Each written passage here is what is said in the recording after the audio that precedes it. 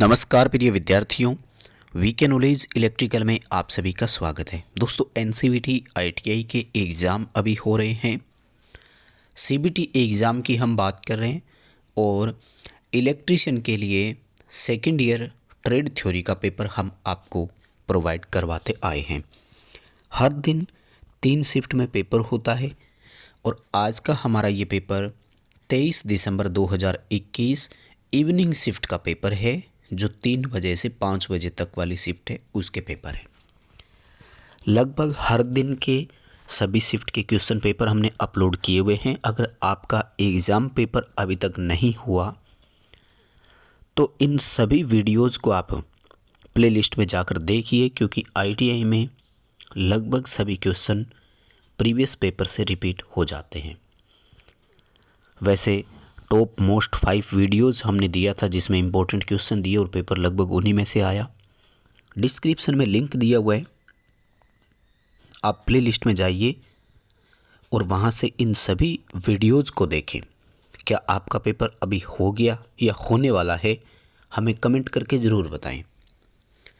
आगे बढ़ने से पहले निवेदन करूँगा कि अभी तक यदि आपने चैनल सब्सक्राइब नहीं किया तो VK knowledge electrical YouTube channel को सब्सक्राइब जरूर करें।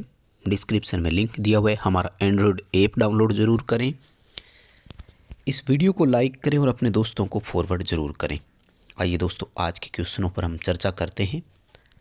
और काफ़ी वीडियो मैंने हर दिन के पेपर 20 दिसंबर, 21 दिसंबर, 22 दिसंबर, हर दिन के तीनों शिफ्ट में जितनी शिफ्ट के क्वेश्चंस हमें मिलते थे वो सभी क्वेश्चन आप तक हमने वीडियो बनाकर दिए थे। इसलिए चलिए दोस्तों, आज के प्रश्नों से चर्चा करते हैं।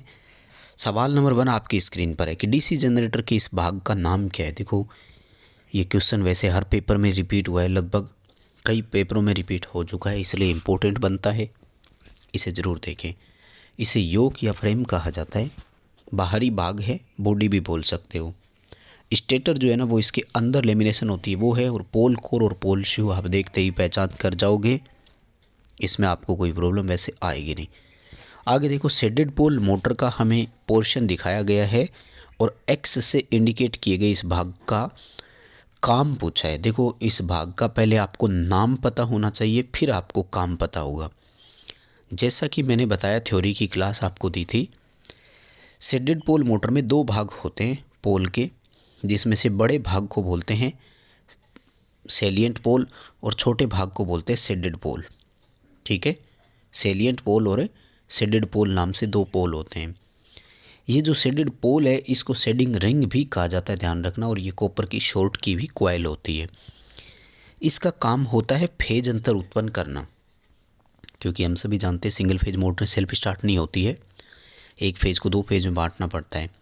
तो सी उत्तर आएगा initiate the rotor movement, rotor को स्टार्ट करना, रोटर का घुमाव शुरू करना। फेज अंतर उत्पन्न करना लिख सकते हो आप, फेज स्प्लिट करना लिख सकते हो आप, फेज विभाजन, इसी की वजह से तो रोटर घूमेगा। सी उत्तर हमारा यहाँ पर सही रहेगा। आगे देखो, टोटल इलेक्ट्रिकल डिग्री गणना करने के लिए फॉर्मूला है, तो ये तो बार बार आ रहा है, हर पेपर में आया है। 180 इंटू पोल इसके लिए फॉर्मूला रहता है। आगे देखिए, हमारा क्वेश्चन पूछा गया कि इस एम्पलीफायर का नाम क्या है। बहुत सिंपल सा है। देखो, Q1 और Q2 2 ट्रांजिस्टर दिए हुए हैं। एक ट्रांजिस्टर आउटपुट पुश करता है, एक उसको पुल करता है, यानी एक खींचता है एक दबाता है। बी उत्तर है class B push pull amplifier. वैसे देखो, कॉमन एमीटर और कॉमन कलेक्टर तब करते हैं जब केवल एक ट्रांजिस्टर हो। क्लास ए बी में पुश पुल एम्पलीफायर का कोई प्रकार होता नहीं है, इसलिए ऑप्शन ए की बचेगा, class B push pull amplifier. Armature winding प्रतिरोध नापने के लिए किसका उपयोग करेंगे। केल्विन ब्रिज उत्तर आएगा, क्योंकि आर्मेचर वाइंडिंग का प्रतिरोध 1 ओम या इससे भी कम होता है, और निम्न प्रतिरोध नापने के लिए केल्विन ब्रिज मोस्ट सूटेबल होता है। अल्टरनेटर में पिच फैक्टर का मान पूछा है। देखो, अल्टरनेटर के पिच फैक्टर का मान होता है कोस अल्फा बटे 2। आपको यहाँ पर कोस अल्फा स्पष्ट दिया हुआ है, ज़्यादा कुछ करने की ज़रूरत नहीं है। ये देखो, कोण 30 डिग्री दिया हुआ है। कोस 30 में 2 का भाग देंगे तो आपका उत्तर बनेगा कोस 15, और कोस 15 की आपको वैल्यू निकालनी है। अगर ध्यान से आप वैल्यू देखते हैं तो उत्तर आएगा 0.965। बी ऑप्शन आपका यहाँ पर सही रहेगा। और अगर आपको कोण अल्फ़ा से पहले कोस अल्फ़ा कहाँ से आया ये भी निकालना है तो दोस्तों अल्टरनेटर की थ्योरी में जाइए, प्लेलिस्ट में जाकर अल्टरनेटर की थ्योरी की सभी वीडियोस देखें। अपने चैनल पर सारे वीडियो अपलोड है, आप देख सकते हैं। डिवाइस में दर्शाए गए सिंबल का नाम क्या है? देखो 2 डायोड आमने सामने जुड़े हैं, ये डायक कहलाता है।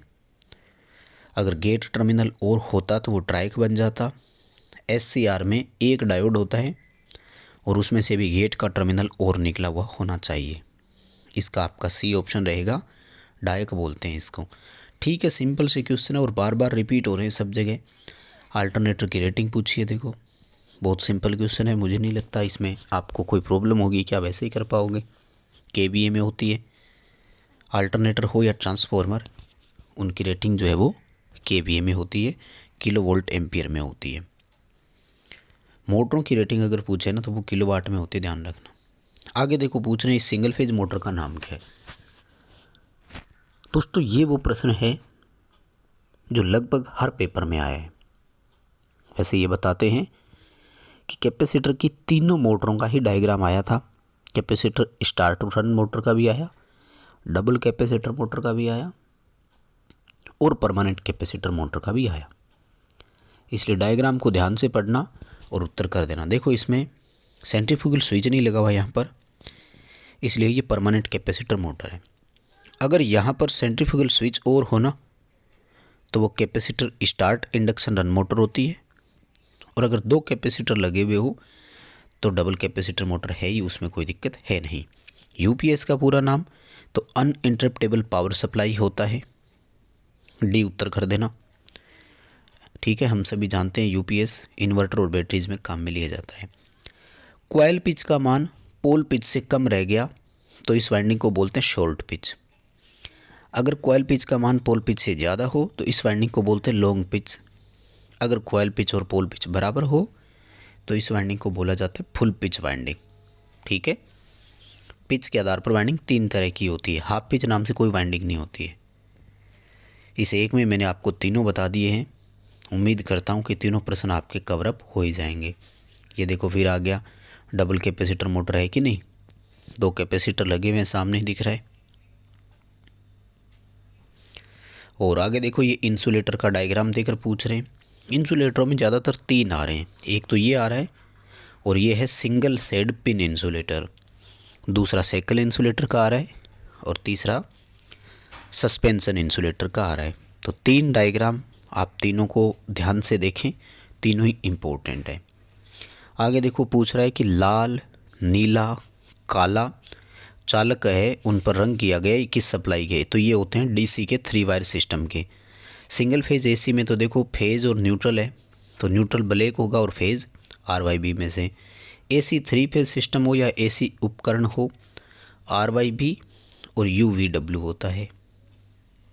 तो इसके लिए आपको A ऑप्शन सही करना है। और आगे देखो कन्वर्टर का नाम हमसे पूछा जा रहा है, तो इस कन्वर्टर में ये है, अगर आप ध्यान से देखें तो मेटल रेक्टिफायर ये नहीं है, रोटरी कन्वर्टर भी नहीं है, मर्करी आर्क रेक्टिफायर भी नहीं है क्योंकि उसमें बॉक्स सा दिखाई देता है। डी उत्तर आएगा, सिलिकॉन कंट्रोल्ड रेक्टिफायर है, सेमीकंडक्टर डायोड से बना हुआ 3 फेज रेक्टिफायर है ये। वैसे तो ध्यान रखिएगा इस प्रश्न को। आगे देखो अल्टरनेटर के इस भाग का नाम पूछा है, तो ये भी मैंने आपको कई बार बताया है ना। देखो स्टेटर नहीं है, एक्साइटर नहीं है तो रोटर कन्फर्म हो गया। अब देखो अल्टरनेटर में रोटर 2 तरह के होते हैं, सेलिएंट पोल और बेलनाकार रोटर। तो बेलनाकार वाले की क्या लंबाई ज़्यादा होती है, ठीक है ना, और व्यास कम। ये देखो लेंथ में कम है ना, तो ये सेलिएंट पोल रोटर है। ठीक है, सी उत्तर आएगा।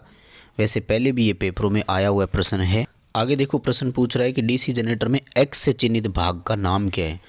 तो ये जो भाग है ना, ये कम्यूटेटर पूरे सिस्टम का दिखाया गया है। ये कम्यूटेटर सेगमेंट है और इस पोर्शन को बोलते हैं कम्यूटेटर राइजर, जहाँ पर आर्मेचर वाइंडिंग के कनेक्शन किए जाते हैं। सी उत्तर करना है, ये कम्यूटेटर राइजर है। शॉर्ट में इसको रेजर बोल रहे हैं, ये लोग कैसे लिखते हैं पता नहीं, वैसे कम्यूटेटर राइजर है ये।